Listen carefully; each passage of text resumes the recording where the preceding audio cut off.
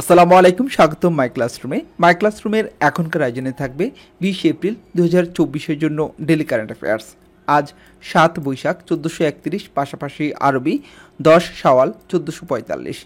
শুরু করব মাই ক্লাসরুমের ধারাবাহিক আয়োজনটি, my classroom daily current affairs. যদিও এটি ধারাবাহিক হলেও মাঝে বেশ কিছুদিন বন্ধ ছিল, ইনশাল্লাহ আশা করছি আমরা রেগুলার সেটা শুরু করতে পারবো। সাথে একটি প্রশ্ন করি, যে প্রশ্নটি আমার মাথায় এসেছিল যে এখন তো বৈশাখ মাস চলে, যদি প্রশ্ন করি যে বাংলা কোন ঋতু চলে, হিসেব নিকেশ না করে কয়জন বলতে পারবেন সেটি আমাদেরকে কমেন্টস করে জানান যে এখন বাংলা কোন ঋতু চলছে। শুরু করবো মাই ক্লাসরুমে এই আয়োজনটি। প্রথম যে প্রশ্নটি সেটি হচ্ছে ঐতিহাসিক কুসুম্বা শাহী মসজিদ কোথায় অবস্থিত? মনে রাখবেন কুসুম্বা।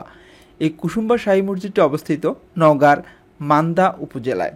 নওগাঁর মান্দা উপজেলায় ঐতিহাসিক কুসুম্বা শাহী মসজিদটি অবস্থিত। মানচিত্রযুক্ত বাংলাদেশের জাতীয় পতাকার মূল নকশাকার কে?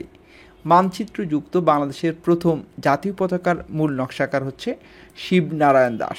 তিনি মৃত্যুবরণ করেন 19 এপ্রিল 2024 সালে। কারাগারের রোজ নামছা সর্বশেষ কোন ভাষায় অনুদিত হয়েছে? কারাগারের রোজ নামছা সর্বশেষ আরবি ভাষায় অনুদিত হয়েছে। এর অনুবাদক ছিলেন ডক্টর আব্দুস সালাম। বীরশ্রেষ্ঠ মুন্সি আব্দুর রৌফ কোন সেক্টরে যুদ্ধ করেছিলেন? বীরশ্রেষ্ঠ মুন্সি আব্দুর রৌফ যুদ্ধ করেছিলেন 1 নং সেক্টরে। মালজোড়া কোন অঞ্চলের ঐতিহ্যবাহী গান? মালজোড়া হচ্ছে হাওড় অঞ্চলের ঐতিহ্যবাহী গান। দেশে বর্তমানে ইন্টারনেট ব্যবহারকারীর সংখ্যা কত? প্রায় 13 কোটি। এই সূত্রটি দিয়েছে বিটিআরসির তথ্য মতে বর্তমানে বাংলাদেশে প্রায় 13 কোটি মানুষ ইন্টারনেট ব্যবহার করছে। আইএমএফের তথ্য মতে মূল্যস্ফীতির চাপ কত সাল পর্যন্ত থাকতে পারে? আইএমএফের তথ্য অনুযায়ী মূল্যস্ফীতির চাপ থাকতে পারে 2025 সাল পর্যন্ত। ভারতের প্রথম কৃত্রিম উপগ্রহের নাম কি? আর্যভট্ট। ইরানের বর্তমান রাষ্ট্রপতির নাম কি? ইরানের বর্তমান রাষ্ট্রপতির নাম হচ্ছে ইব্রাহিম রাইসি।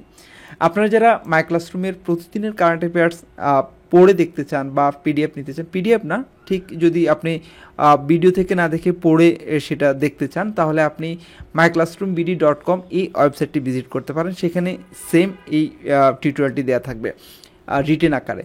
তো যদি আপনি লিঙ্ক দরকার হয় আমি ডেসক্রিপশনেও লিঙ্ক দিয়ে দিব, সেখান থেকেও দেখে নিতে পারবেন। নূর শামস শরণার্থী শিবির কোথায় অবস্থিত? এই নূর শামস শরণার্থী শিবির অবস্থিত পশ্চিম তীর, ফিলিস্তিন। পেনশন কর্মসূচির প্রতি জনগণকে আগ্রহী করতে প্রথম সর্বজনীন পেনশন মেলার আয়োজন করা হয়েছে কোথায়? রাজশাহী। দেশের কত শতাংশ মানুষের এমএফএস অর্থাৎ মোবাইল ফিনান্সিয়াল সার্ভিসেস হিসেব রয়েছে?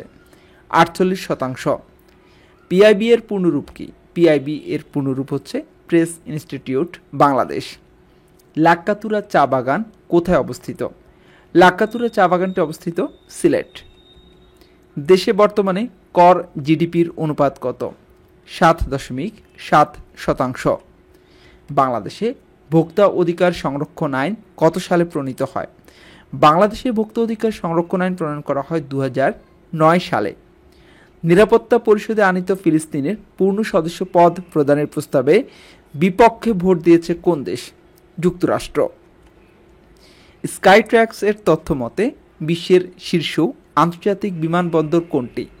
হামাদ আন্তর্জাতিক বিমানবন্দর। এবারে আমরা আজকের জন্য একটি কুইজ দেখব। কুইজটা হচ্ছে 2041 সালে রপ্তানি আয়ের লক্ষ্যমাত্রা কত?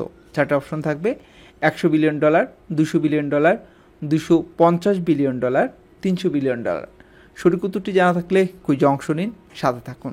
এবারে আমরা আজকের হাদিসটি দেখব। রাসূল সাল্লাল্লাহু আলাইহি ওয়াসাল্লাম বলেন, নিজের প্রিয় এবং পছন্দনীয় জিনিস থেকে দান করাই উত্তম দান। দান তো দানই, কিন্তু উত্তম দান হতে হলে সেটি নিজের প্রিয় এবং পছন্দনীয় জিনিস থেকে দান করতে হবে। এজন্যই আমরা যেমনটা দেখি যে জাকাতের জন্য আলাদা শাড়ি তৈরি করা হয় বা আলাদা শাড়ি কেনা হয় যেটা দামে কম থাকে বা সস্তায় হয়।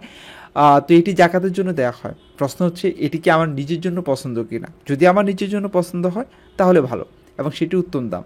আর যদি আমার নিজের জন্য পছন্দ না হয়, সেটি আমি অন্যের জন্য পছন্দ করি আর নিজের জন্য পছন্দ না করি, তাহলে সেটি উত্তম দান নয়।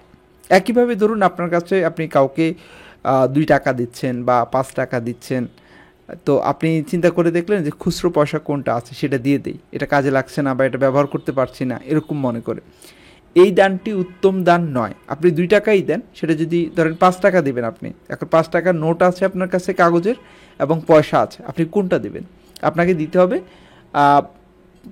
সাধারণত আমরা কি করি, আমরা করি হচ্ছে পয়সাটা দিতে চাই, নোটটা রেখে দিতে চাই। এক্ষেত্রে আপনাকে নোটটা দিলেই সেটা হবে উত্তম দান। 5 টাকাই কিন্তু দানটি হবে উত্তম দান, যেটি আপনি পছন্দ করেন সেটি যদি দিয়ে থাকেন। যাই হোক, আশা করছি আমি যতটুকু বুঝেছি সেটি বলার। আপনারা এর থেকে কী বুঝেছেন সেটি কমেন্টস করে আমাকে জানাতে পারেন। এই হাদিসটি আনাস ইবনে মালিক রাদিয়াল্লাহু তাআলা আনহু থেকে বর্ণিত, বুখারী এবং মুসলিমের হাদিস। আজ এ পর্যন্ত, এতক্ষণ পর্যন্ত যারা মাই ক্লাসরুমের সাথে ছিলেন সবাইকে অসংখ্য ধন্যবাদ। আল্লাহ হাফেজ।